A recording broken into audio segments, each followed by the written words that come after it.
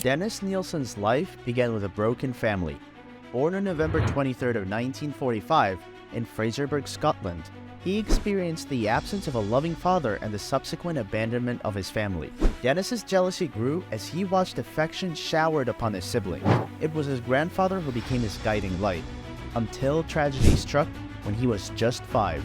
The loss of his beloved grandfather left a void in his young heart, one that would shape his future in unimaginable ways. Dennis's obsession with death had already begun. The trauma that haunted. At the tender age of 8, Dennis faced another traumatic incident.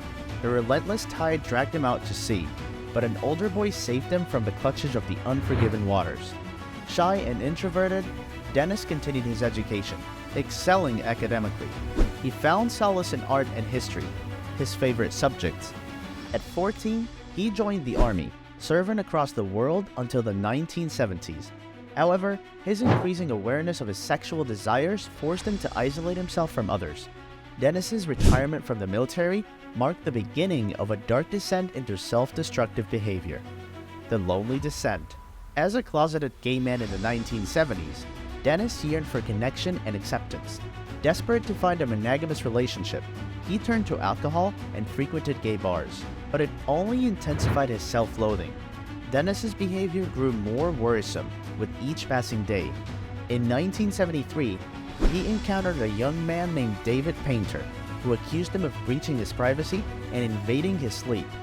Though questioned by the police, Dennis was released without charges. The failed relationships and deep unhappiness pushed him further down a dangerous path, unleashing the beast. In the late 1970s, Dennis's yearning for a long-term relationship turned him into a monster. Stephen Holmes, a 14-year-old boy, fell victim to his twisted desires. Dennis lured him into his home, where they drank together until morning. When Stephen tried to leave, he was strangled to death.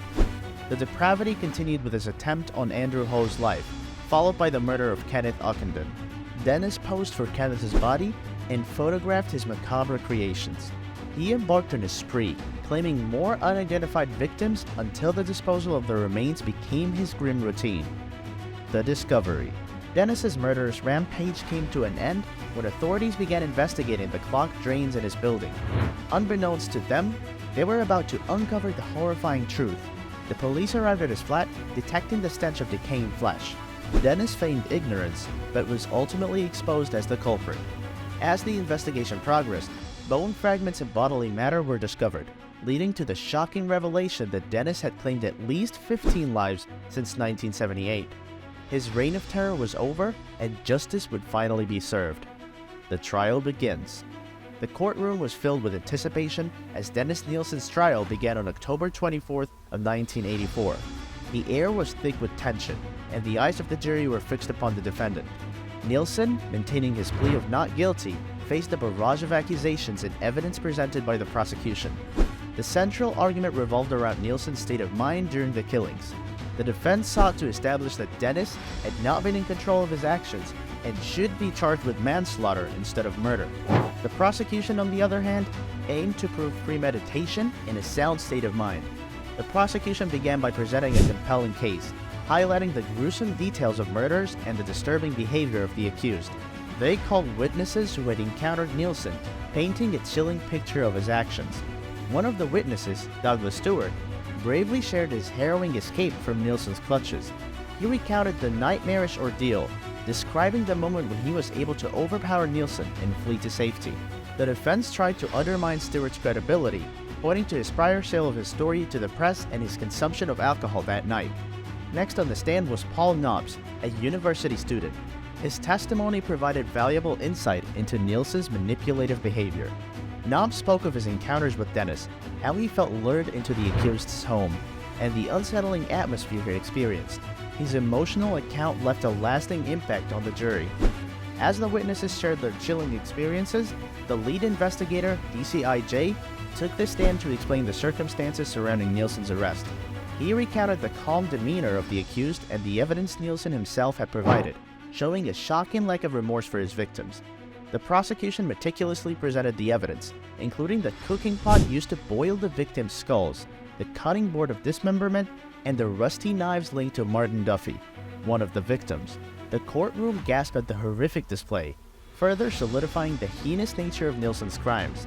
In an attempt to challenge the prosecution's claims, the defense called 2 psychiatrists to the stand. They argued that Nielsen's emotional difficulties and inability to see people as anything other than objects prevented him from being held fully responsible for his actions. However, the theories were met with skepticism. Dr. Anthony Medawar, one of the psychiatrists, had spent extensive time interviewing Nielsen and asserted that he did not have a personality disorder.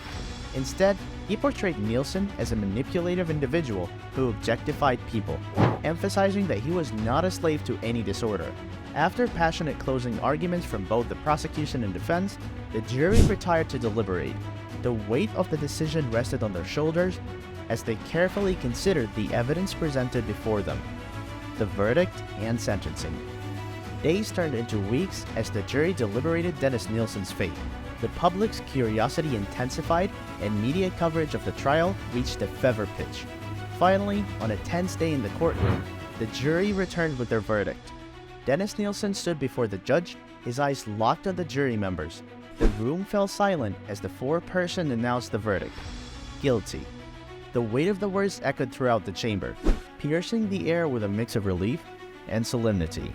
The judge, his voice firm and authoritative, delivered the sentence. Dennis Nielsen was sentenced to life imprisonment with a whole life tariff, ensuring he would spend the rest of his days behind bars. The courtroom erupted in a mix of emotions, with victims' families finding solace in the justice served. Despite the outcome, Nielsen remained emotionless, his face impassive as he was led away. The media frenzy surrounding the trial gradually subsided, but the impact of Dennis Nielsen's crime would forever haunt the memories of those affected. The aftermath. In the aftermath of Dennis Nielsen's trial and sentencing, the community and the country at large grappled with the chilling reality of his crimes. The public questioned how such a predator could have gone undetected for so long, and authorities faced scrutiny for their failures that allowed his murderous spree to continue. The case sparked conversations about the treatment and monitoring of individuals with dangerous tendencies, as well as the importance of mental health support and resources. It served as a reminder that society must remain vigilant and responsive to the signs of potential danger lurking within our midst. For the families of Nielsen's victims, the wounds would never fully heal. They carried the burden of loss, forever altered by the incomprehensible acts of a man consumed by darkness. Support groups and counseling services offered a semblance of solace, but the scars remained. As the years passed, Dennis Nielsen would fade from the public's attention, confined to the confines of his prison cell. His name would become synonymous with evil, a chilling reminder for the depths to which humanity can sink. The case of Dennis Nielsen would serve as a cautionary tale, a reminder that monsters can lurk in the most unsuspecting places, and that darkness can reside even within the human soul. In the annals of the criminal history, Dennis Nielsen's name etched a permanent mark. His reign of terror and the subsequent trial left a scar on the collective consciousness. As society grappled with the aftermath, it was a chilling reminder that evil can manifest anywhere, reminding us to remain vigilant against the darkness within. So, that brings us to the end of the video. Hope you enjoyed watching it. If you did, then consider pressing the like button. And don't forget to subscribe for more videos like these. Check out our other video that you see now. And we will see you next time.